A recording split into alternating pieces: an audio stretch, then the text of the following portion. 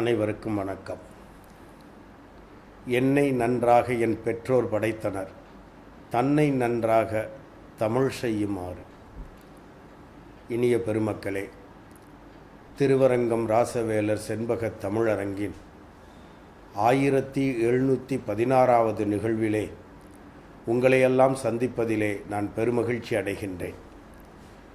இன்றைய தினம் நான் பேசுவதற்காக எடுத்துக்கொண்ட தலைப்பு, நலம் தரும் உறவை நான் கண்டு கொண்டேன் என்கின்ற பொருண்மையிலே உங்களிடையே சில சிந்தனைகளை பகிர்ந்து கொள்ள ஆசைப்படுகின்றேன்.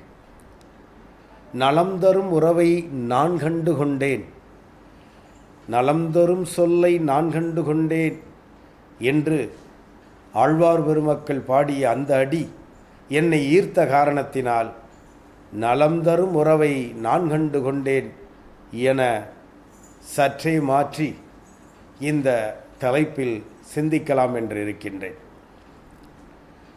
ஈன்று வளர்த்த தாய் தந்தைக்கு எவரே கைமாறி இயற்றிடுவார்? ஆன்ற முதலை 100 வயது அளவு அடிமை திறம்பூண்டு 3 போனத்துள்ள பொருள் முற்றும் அளித்து முறைமுறையே ஏன்று வழிபாடு இயற்றிடனும் ஒரு நாள் வளர்த்தற்கு இயலாது.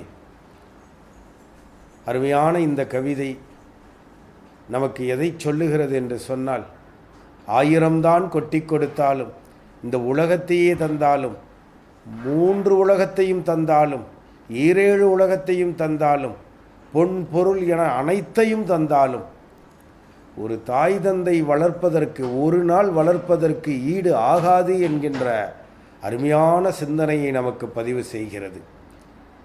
உண்மைதான்.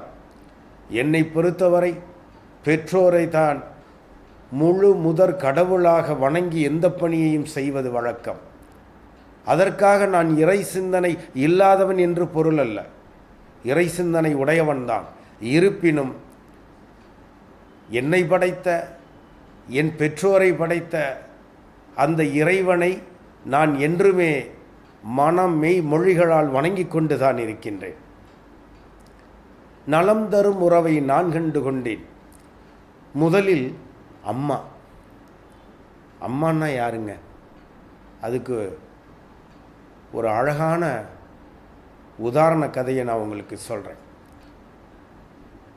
திருச்சிராப்பள்ளி மாவட்டம் யான் வாழுகின்ற திருவரங்கம் பகுதிக்கு அருகாமையிலே உள்ள திரு ஆனைக்கா கோயிலை எழுப்பியவன் கோச்செங்கனான் எனும் ஒரு மாபெரும் மன்னன்.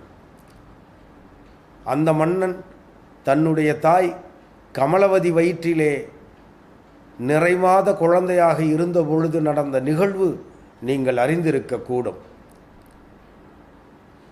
கமலவதி நிறைமாத கர்ப்பிணியாக இருக்கிறார்.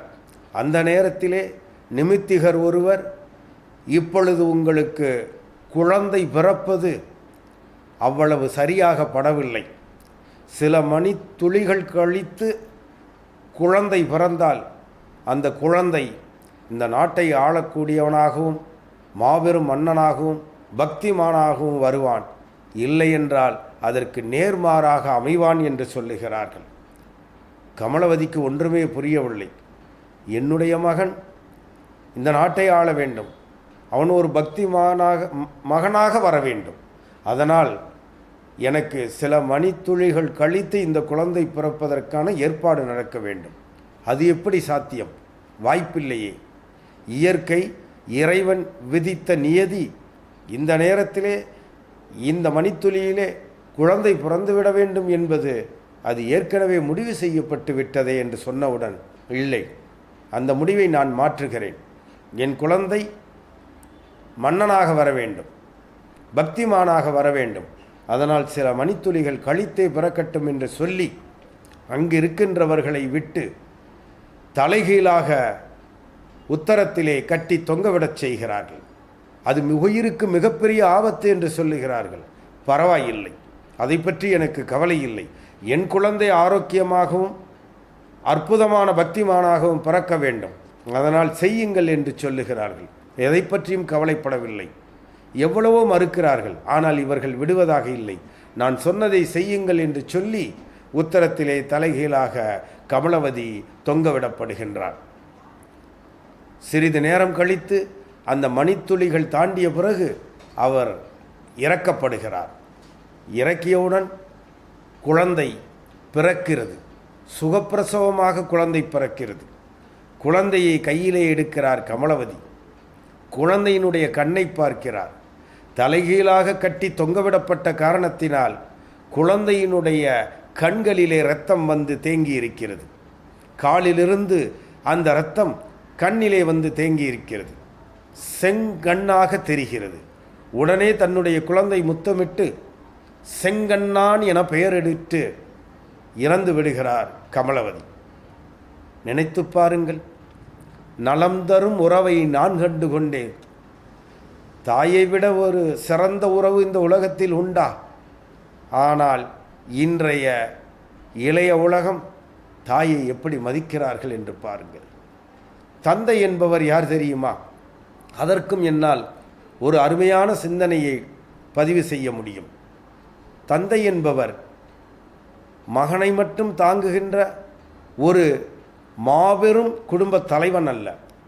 அந்த உறவுகளையும் எல்லாவற்றையும் கட்டி காக்கின்ற ஒரு அற்புதமான தியாகி என்றே சொல்ல வேண்டும். அதனால்தான் தாயிற் சிறந்ததொரு கோயிலும் இல்லை, தந்தை சொல்மிக்க மந்திரமில்லை என்று சொன்னார்கள். ஒரு மகன் 30 வயது மதிக்கத்தக்கவன், காரிலே, மிக விலை உயர்ந்த சொகுசான காரிலே அவன் ஓட்டிச் செல்ல பக்கத்திலே இருக்கையிலே தன் தந்தையை அமர வைத்து அழைத்து செல்லுகிறான். இருவரும் பேசிக்கொள்ளவில்லை, அமைதியாக வருகிறார்கள். ஒரு குறிப்பிட்ட இடம் வந்ததும் அந்த கார் நிற்கிறது. அதிலிருந்து மகன் வேக வேகமாக இறங்கி தந்தை அமர்ந்திருக்கும் அந்த காரின் கதவை மெதுவாக திறந்து, அப்பா பார்த்து மெதுவாக இறங்குங்கப்பா என்று சொல்லுகிறான். அப்பா இறங்குகிறார். அவன் தோளை பிடித்து கொள்கிறார். மெதுவாக நடந்து எதிரே தென்பட்ட அந்த கட்டிடத்திற்குள் நுழைகிறார்கள். அந்த கட்டிடத்திற்குள்ளே சென்றவுடன் வரவேற்பு அறையிலே இருவரும் அந்த கட்டிடத்தினுடைய உரிமையாளர் எதிரே அமருகிறார்கள். அப்பொழுது மகன் அந்த உரிமையாளரிடம் கேட்கிறான், என் தந்தையை மிகவும் பத்திரமாக பார்த்து கொள்வீர்களா? என் தந்தைக்கு வேலைக்கு வேலை மருந்து தருவீர்களா? குளிர்சாதன அறை தருவீர்களா?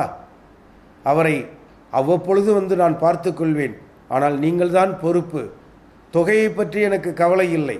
நீங்கள் கண்ணும் கருத்துமாக என் தந்தையை பார்த்து கொள்ள வேண்டும் என்று மகன் சொல்லுகிறான். இப்பொழுது உங்களுக்கு புரிந்திருக்கும், அது முதியோர் இல்லம் சிறுவோர் காப்பகம்.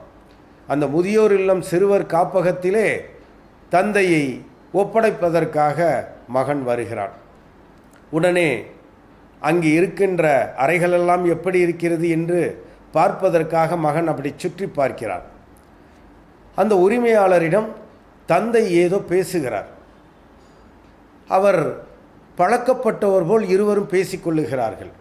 மகனுக்கு ஒன்றும் புரியவில்லை. அதை பார்த்தவாறே சுற்றி பார்த்துவிட்டு வந்து அமர்ந்து விட்டு, என் தந்தையிடம் அப்படி என்ன பேசினீர்கள்?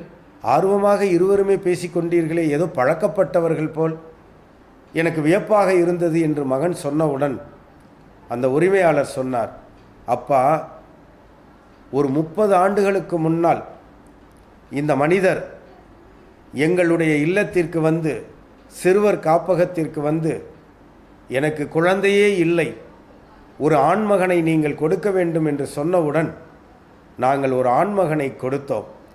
அநேகமாக அது நீயாகத்தான் இருப்பாய் என்று எண்ணுகிறேன் என்று சொன்னவுடன் அவன் அதிர்ந்து போனான். அதைத்தானே ஈரோடு தமிழன்பன் ஒரு கவிதையிலே சொல்லுவார். முதியோர் இல்லத்தை பார்த்து சொல்லுவார், இது மனித காட்சி சாலை. ஆம், இது மனித காட்சி சாலை. இந்த மனித தெய்வங்களிடம் பால் குடித்த மிருகங்கள் அவ்வப்போது வந்து பார்த்து செல்லும் என்று வேதனையாக பதிவு செய்வார். எவ்வளவு உருக்கமான கவிதை! அதற்கு எடுத்துக்காட்டாக, தத்தி எடுத்து வளர்க்கப்பட்ட ஒரு மகனே தன்னுடைய தந்தையை முதியோர் காப்பகத்தில் விடுகிறார். இவ்வளவு நாளாக 30 ஆண்டுகளாக அவன் தத்தெடுக்கப்பட்டவன் என்பது அறியாமலே அவனை வளர்த்திருக்கிறார் தந்தை. தந்தையினுடைய தியாகத்தை பார்த்தீர்களா? எவ்வளவு உயர்ந்த தியாகம். அம்மா நலம் தரும் உறவை நான் கண்டு கொண்டேன். அம்மா அப்பா. சரி, இவர்கள் இருவர் மட்டும்தான் உயர்ந்த உறவா என்றால் கணவன் மனைவி இந்த உயர்வும் மிக உயர்ந்த உறவுதான். அதற்கு எடுத்துக்காட்டாக வள்ளுவ பேராசான் 1330 அருங்குறளை இந்த உலகத்திற்கு ஈந்தானே தெய்வப்புலவன் திருவள்ளுவன், அவனுடைய வாழ்க்கையே எடுத்துக்காட்டாக எடுத்துக்கொள்ளலாம். ஒவ்வொரு முறையும் வள்ளுவர் உணவு அருந்துகின்ற பொழுது அவருடைய மனைவி வாசுகி தினம்தோறும் வாழை இலையை வைத்துவிட்டு உணவுகளை எல்லாம் பரிமாறிவிட்டு பக்கத்திலே ஒரு சின்ன கிண்ணத்திலே தண்ணீர் வைப்பதும் ஒரு ஊசியை சின்ன தட்டிலே வைப்பதும் வழக்கமாக வைத்திருந்தார்கள். இது தொடர்ந்து எப்பொழுதெல்லாம் திருவள்ளுவருக்கு வாசுகி உணவு பரிமாறுகிறார்களோ அப்பொழுதெல்லாம் ஒரு கிண்ணத்திலே தண்ணீரும் ஒரு தட்டிலே சின்ன தட்டிலே ஊசியும் வைக்கப்படும். இது தொடர்ந்து நடந்து கொண்டிருந்தது.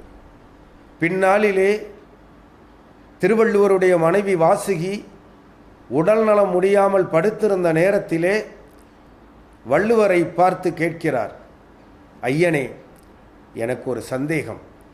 என்ன கேள்? நீங்கள் உணவு அருந்துகின்ற பொழுதெல்லாம் என்னை ஒரு கிண்ணத்தில் தண்ணீரும் பக்கத்தில் ஒரு தட்டில் ஊசியும் வைக்கச் சொல்லுவது வழக்கம். ஆமாம், அதை எதற்காக செய்தீர்கள்? அப்படி ஏன் என்னை செய்ய சொன்னீர்கள் என்று கேட்டவுடன், இதை ஏன் நீ அப்பொழுது கேட்காமல் இப்பொழுது கேட்கிறாய்? இல்லை ஐயனே, நீங்கள் செய்தால் அதில் ஒரு அர்த்தம் இருக்கும், அதனால் நான் கேட்கவில்லை. இன்று கேட்க வேண்டும் என்று தோன்றுகிறது என்று சொன்னவுடன் வள்ளுவர் சொல்லுகிறார், என்றைக்காவது ஒரு நாள் நீ உணவு பரிமாறுகின்ற பொழுது எனக்கு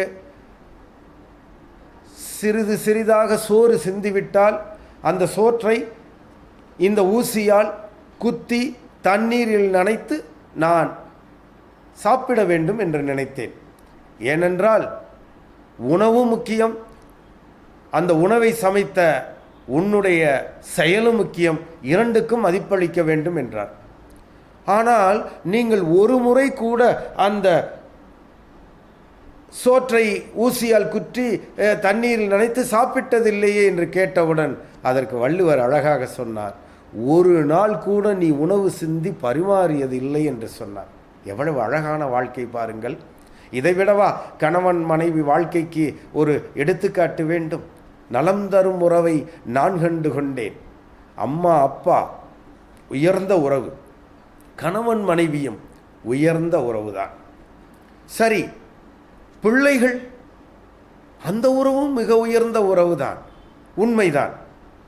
மகன் என்கின்ற அந்த உறவு மிகச்சிறந்த உறவு. ஆம், ஒரு உதாரணத்திற்கு ஒரு எடுத்துக்காட்டை எடுத்துக்கொள்வோம். முதலாக படித்து முடித்து வேலைக்கு சென்ற ஒரு மகன் முதல் மாத சம்பளத்தை வாங்கி கொண்டு வீட்டிற்கு வருகிறான்.